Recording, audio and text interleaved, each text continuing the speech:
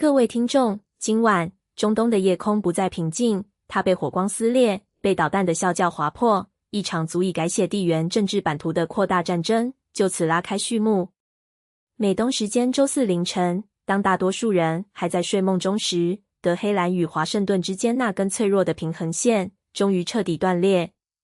伊朗与美国这对宿敌在经过数月的阴郁对峙后，终于在夜色掩护下互相发动了实质性的军事打击。这不是演习，不是警告，是真刀真枪的互轰。导弹划破大气层，爆炸声在波斯湾上空回荡，标志着双方从代理人战争正式跨越到直接对抗的临界点。但更令人毛骨悚然的还在后头。沙特阿拉伯这个长期躲在阴影里的关键玩家，历史性地首次公开承认，他们直接参与了这场战争。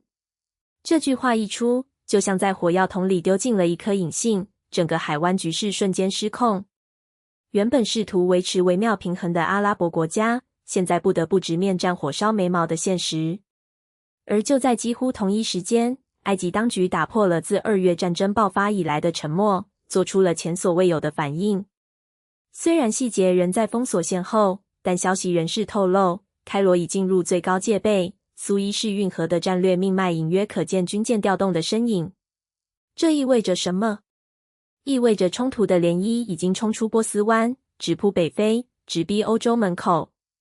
中东这个被称为世界火药库的地区，现在正站在全面战争的悬崖边缘。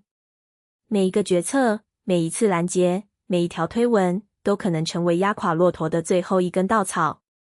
美国航母打击群加速驶向热区，伊朗革命卫队扬言将打击范围扩大到美军基地，以色列北部边境警报大作，黎巴嫩真主党、也门胡塞武装纷纷摩拳擦掌。这已经不只是美伊之战，这是一场随时可能引爆的多国混战。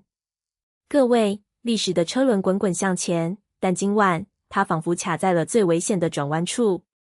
当外交辞令失效，当红线被一再践踏，我们不得不问，下一个太阳升起时，世界还是我们认识的样子吗？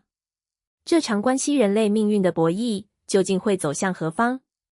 请继续锁定我们的后续报道，见证历史最惊心动魄的时刻。